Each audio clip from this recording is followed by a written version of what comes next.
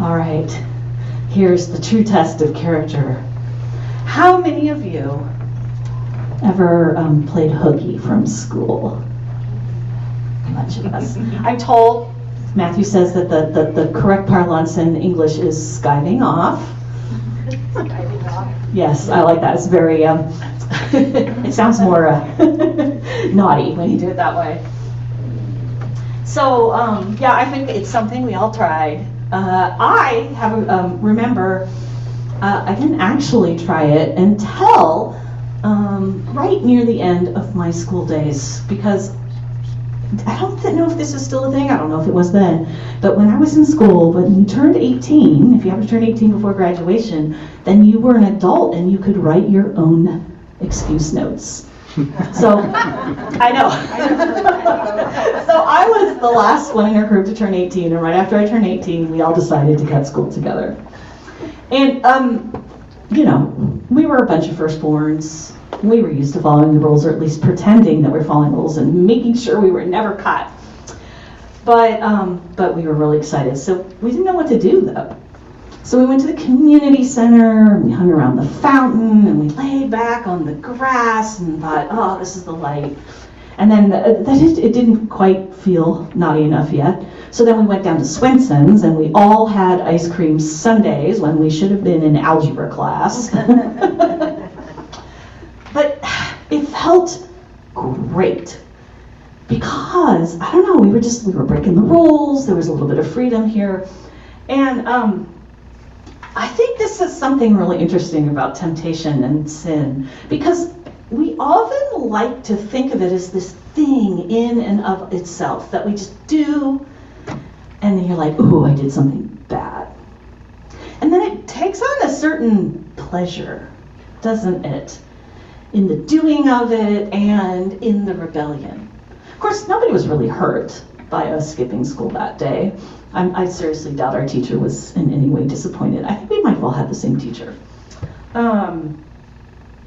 And I don't think any of us was seriously hurt by having skipped algebra. But, you know, it was the feeling of finally being the ones to break the rules. So, we're heading into Lent, and today we thought all about sin and temptation in these readings. I mean, we started, and this is a long-standing ancient tradition to read the 10 Commandments together at the start of Lent. So we started there, we got the rule book, right? And then we got all these wonderful readings. But they give us something bigger than just like, how can I break all the rules? Because they're talking to us today about the overarching impact of sin. And they seem to be putting across this message that sin, it's not just about breaking rules, but it's this thing that's bigger than that. It distances us from God, and it distances us from each other. See, when you sin, we get distance from God and each other, not because, you know, God is mad at you and mad at us for our sins. I mean, I think God gets sad. I don't think God sits up there and gets really angry at us about that. Frustrated, I'm sure.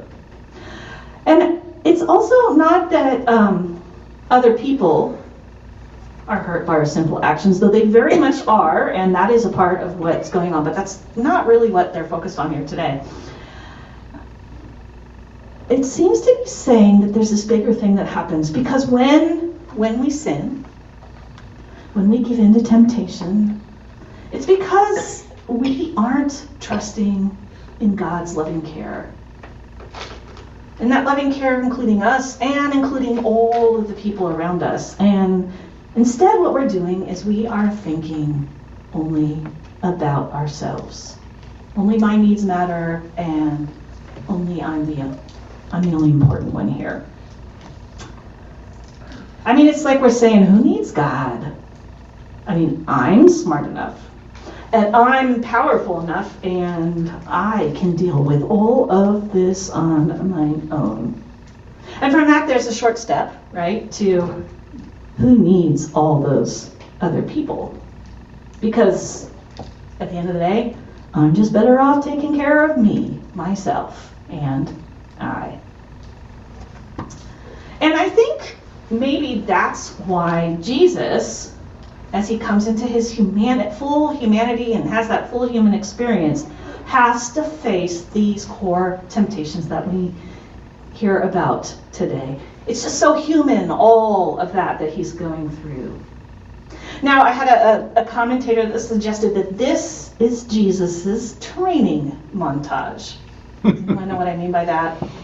It's like superhero movies and that origin stories. You always first there's the where they're called. Jesus was baptized. That's his calling. We know who Jesus is, God's beloved Son. But then he gets taken out of the wilderness, and his sparring partner is none other than Satan himself. And we get this whole montage of him having to face these challenges, and he passes, right? He passes the training montage. But they're pretty central kind of stuff going on here. I mean, Satan looks at Jesus and says, you know what? You don't need to rely on God's good earth that God created to provide food for you, Jesus. You can sate your own hunger. Right now, you can have whatever you want. Just go for it.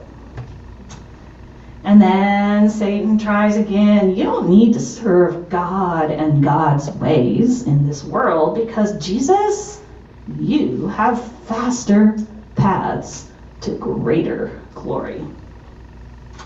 And then finally Satan says, you know what, Jesus? Can you really trust God to take care of you anyway? I mean, go ahead, prove it. Do something gratuitous and just see if God's there to catch you. Now, Jesus is great because each time he quotes the Bible, and it's not just random quotes from anywhere in the Bible, it's Moses. Moses' speech that Moses gives to the people at the base of the Mount Sinai. You know, he went up the mountain, he got the 10 commandments, he brings them down, and now he's presenting to the people, but he doesn't just say, okay, here's the rule book, follow this.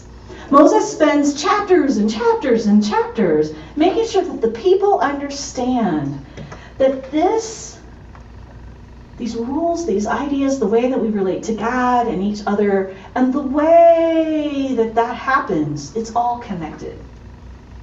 All that stuff that we read at the beginning of the service, you can see the circularity of it, right? It starts with God, and it comes out to us, and ends with neighbor, and it all connects. It's as if how you love God is to love each other, and how you love each other is to love God. They go all in one pattern. So the call here today, I think, is to trust God and trust each other, and it will all work so much better. The human community, everything fits into place. And we all know what happens when we don't do that, right? It's a mess. So at its heart, I think we're being reminded today that faith is an expression of trust. It's an expression of trust in God and God's loving kindness for us all, for me and you and everyone in this room and everyone out there in our online congregation, but not just that, everyone outside these walls, everyone, everywhere. Temptation, on the other hand, is to rely only on me, myself, and mine alone. So, here, let me get my visual aid. We are reading the Screwtape Letters for Lent. Did everyone get a hold of a copy or found the PDF version? Anyway, if you haven't, I have some extra copies here for you to grab after the service. You can have one, and it's one for everyone. Is there anyone who's not familiar with what the Screwtape Letters is? A couple of you. All right, let me explain it. So C.S. Lewis wrote this in the middle of the century. He was an Oxford professor. He had he was a rationalist, and he had a crisis of faith that coincided with his experiences of war, and he became a Christian. And he wrote a lot about his own understanding of faith and what brought him to his Christian faith. But very early on, he wrote this quirky, funny little book, which is set up as a series of letters between Screwtape, who's a senior demon in Satan's organization. And the job of these demons is to each have assigned a human being who they're supposed to be tempting to come over from God into Satan's court. And so these letters are letters written from Screwtape to his nephew Wormtail, who is a demon in training. So each and every letter goes through, and it's a different piece of advice from Screwtape to Wormtail about a way that they can tempt what he calls it, the patient, can tempt them to leave their faith and God's ways and come over to Satan's side. So the interesting thing about this, of course, it's very popular. It's been read for coming up on 75 years, something like that. It's at a point where it's both eternal in terms of some of its themes, but the language is the language of the mid-20th century, and some of the issues that C.S. Lewis talks about is from the mid-20th century. So I thought today that we could do a little bit of thinking about how it applies in our world. We will go through these letters in chunks at our Wednesday evening Lent series. But today I thought we could just look at the temptations as a group. We're going to play the temptation game. It'll be fun, I promise you. So the idea is, in this basket on little slips of paper or by number, the lists of the temptations that Screwtape recommends to Wormtail. And we're going to role play. So each of you are going to pick one from the basket, and the online community, Stephen has you covered for how to get your temptation to look at. And you're going to pretend that you're Wormtail. And you have just received this advice from your Uncle Screwtape, and you need to think, okay, how am I going to tempt my patient in this way today? So I want you to think about the temptation, and then I want you to think something specific, because there's things that are different today. Like, for example, in the 40s they did not have social media, but there's infinite potential for temptation and pulling people astray through social media, right? So there's an example of the kind of thing we're thinking of, like think of a way. And then we're just going to share our ideas for how these temptations apply today as you see fit. Does anyone have a question about what we're doing? All right, you ready for your temptation advice? Go ahead, pick one.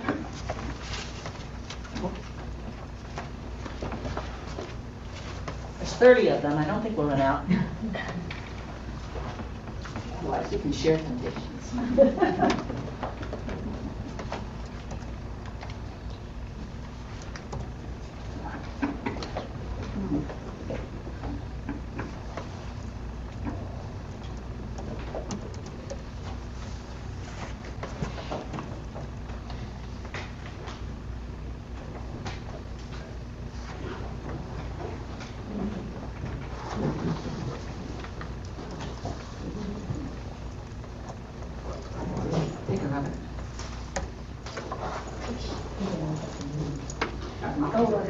Oh, did you?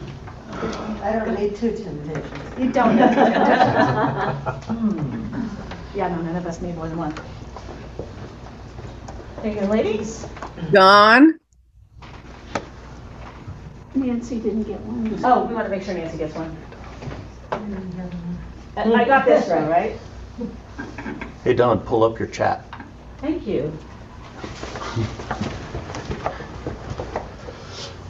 Pick a number from 1 to 30. I don't understand. All right, here's mine. I got a really hard one at 8 o'clock.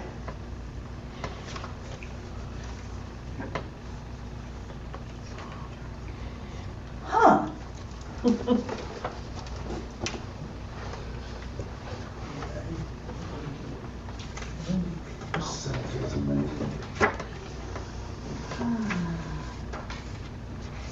Catherine, Yeah. so the idea is to give this person, or whatever we have, how to go about what we have. Yeah, so here I'll give you an example. So, hi, I'm Wormtail, little baby demon here. And my Uncle Screwtape has said, if I want to be a really good tempter, try encouraging my patient to embrace an idea of Jesus that lets them treat Christianity as merely a means to a political end.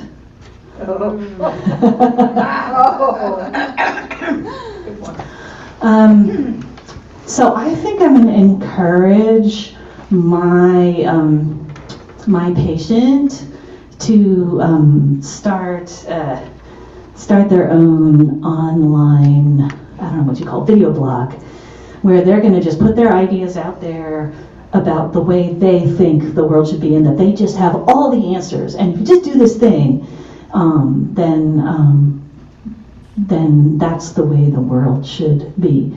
And it'll be the kind of thing where they don't have to listen to any responses, or the responses that they get from people will only be people that agree with them. And they don't have to listen to anybody else's needs, because guess what? They have all the answers.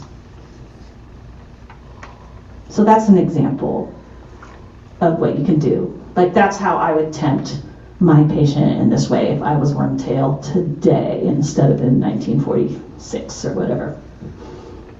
Does that make sense? I think you'll pick it up as you hear it go along. Does someone else think they have an idea for how to tempt their patient in their way? Okay, Trish, go ahead. Here, let's take the Oh, that's a good idea. Lee, you can be the mic person. And then we also want to pepper in online, so hold your hands up if you think you know what you're doing there. Well, patient, look at the Palestinians. What is your thing first? I'm going to tell you that God doesn't really love humans.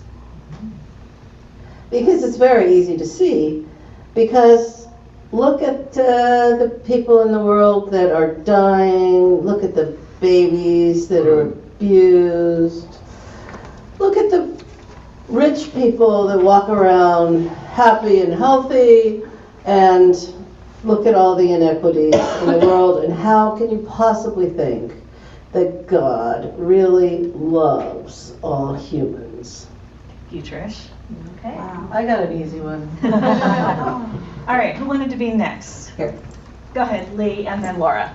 Okay, mine's really easy. Convince them that marriage is only about romance. So that's super easy. Disney princess movies and Hallmark Channel. Okay. This is so poetic to the times we're living in. Yeah. He tells them, defeat their courage in the face of human evil and make them moral cowards to capitulate to injustice. We have that right now going on in our presidency. And I would say to my patient, just tell them that you have all the answers and you're going to fix everything. Okay. So how about online? Do we have an online person who wants to go? Donna, go ahead. I keep trying to speak to the microphone, but I don't have it. Donna, go ahead. Give your patient an all-expense paid trip to Las Vegas for a week and encourage them to live it up. Eat, drink, and be merry, and stay up late at night and have a great time. Awesome. Thank you, Donna. And will you read what your temptation advice was from Screwtape? Yes. The temptation is don't allow them to experience life's real pleasures. Okay. Thank you. Anyone else online while we have your attention? Doreen. Doreen. My temptation was suggest that they are bored with mere Christianity, that same old thing, and feed their desire for novelty. And yes, we could go to someplace, very exciting for a change. We can just look at Facebook. Very exciting. Not so much out there in the world to see and experience that it's pretty pretty amazing. Eat all the ice cream you want. Stay up late, party, eat, drink, and be merry, just as Donna said. Yeah. Yeah. Thank you, Doreen. Thank you. Right. Teresa. Thank you. Mine is make good use of their trusts and peaks to weaken their faith, i.e. the laws of undulation. And I also am going to recommend Facebook. Spend time reading on Facebook the political climate and let that test your faith and weaken your faith, dear patient. Thank you. Wahaha. All right, Marcus.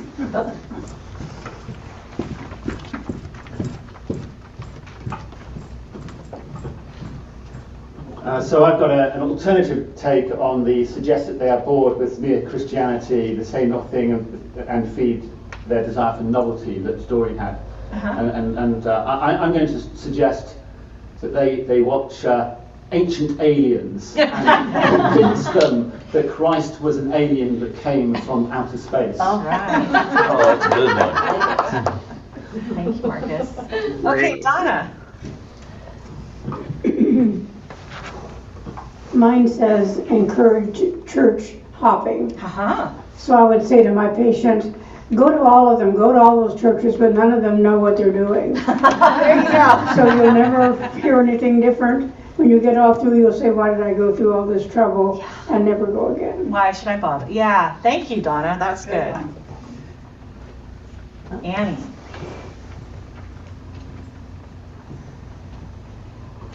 I'm only doing this because it's different from what you've heard so far. So it says, annoy them with daily pinpricks from the people they love. So just nudge them and remind them every time they have to put everybody else's stuff away, every time there's dirt on the floor you've just cleaned, how annoying it is when you don't get an answer, when you watch different things on the TV, and you could do this forever and ever, all day, every day. All those little pinpricks that annoy you from somebody that you love, somebody that you live with. So yeah, thank you. Great. Okay. Anyone else?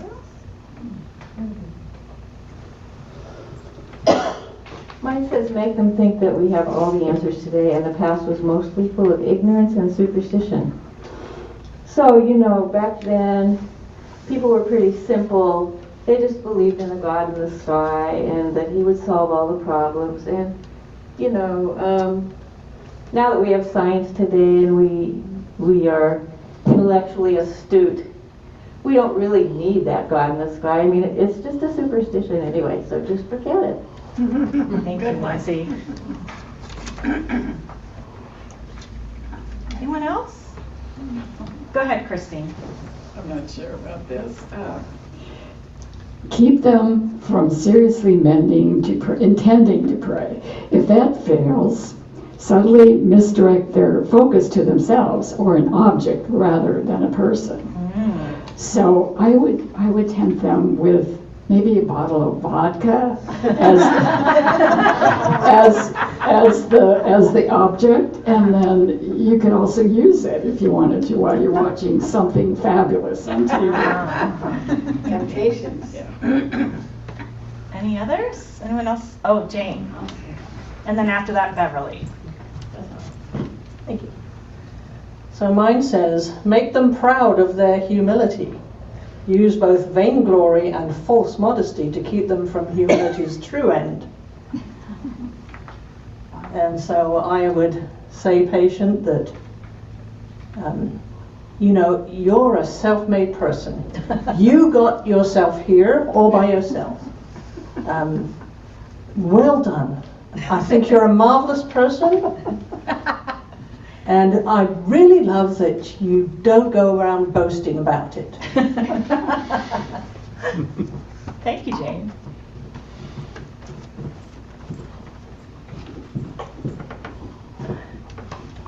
Mine says, make them feel superior to and delusioned with fellow Christians. My feeling is that we get up in the morning, we go do our exercise, we eat the proper food in the morning, and we should be very, very healthy. However, back in the 1950s, I got up in the morning, I ate my cornflakes, I didn't drink the milk in my cereal bowl, I didn't take care of myself. Mommy, please drive me to school today, I don't want to walk the 2 blocks. I don't know how to sum that up, but that just kind of reminds me so much of my childhood, that we just weren't being very conscious or scientific about how we fed ourselves with food or outside education or anything like that. Thank you, Beverly. Any others? Julie, is that a handout? I put my hand up. Oh, okay. Divert their attention from God to themselves and redirect their malice to everyday neighbors and their benevolence to people they don't know. I think, again, we're getting into Facebook territory with a lot of this, I think, with looking for, but everyday neighbors, I think it's just, malice towards everyday neighbors. Oh, why did he park his car right there? Why did they do that? Why did they do that? And then the benevolence to people they don't know. There's so much going on in the world that, and sometimes it's much easier to not have to actually interact with people. But if they're far away, you can say, I want good things for them. Yeah. You said Facebook, and the 8 o'clockers kind of went the same direction with that, only they mentioned next door. No. Always do. Yeah. Try Facebook or next door. Next door is only about making you hate your neighbors. Apparently. All right. Are there any others? Anyone? Robert, you have something you want to say? Cynicism means. Cynicism means that you kind of think that those people don't really know what they're talking about, and it's all going to go wrong anyway. And Mine says, take advantage as they grow older, because real cynicism takes time. Yes, yeah. So, as people get older, we kind of we lose faith in some things, don't we? Yeah. We know it all. No comment. Oh, okay. Reverse mortgages. Reverse mortgages. Yeah. Okay. Anybody else? Did we get everyone? Steve, did you have one to say? Okay, you can finish this off. Put it back in place. It says, convince them to use the pronoun my in the fully possessive sense of ownership. So, you are chosen by God, and when you're driving along the road, that's your lane. When you come to a stop sign, it's your right of way. Into line in a restaurant, you're important. You might take what God has given for you, it's yours. So go for it. Oh, That's great. People around like that. Well, you guys are good. You are ready to be on Team Temptation. Thank you, everybody, for playing along. I just hope this gives you an opportunity as we kick off our journey through C.S. Lewis to just think about all the ways that we are invited day in and day out to choose to do this kind of stuff and participate in this kind of stuff, or to choose to trust God and to be open to living with compassion and grace and giving and sharing and just caring for the needs of people that go beyond just ourselves. So I invite you into that for this season of Lent. And I just want to close with a little poem by Wendell Berry. Geese appear high over us, pass and the sky closes, abandoned as in love or sleep holds them to their way. clear in the ancient faith. What we need is here. And we pray not for new earth or heaven, but to be quiet in heart and in eye clear. What we need is here. Amen.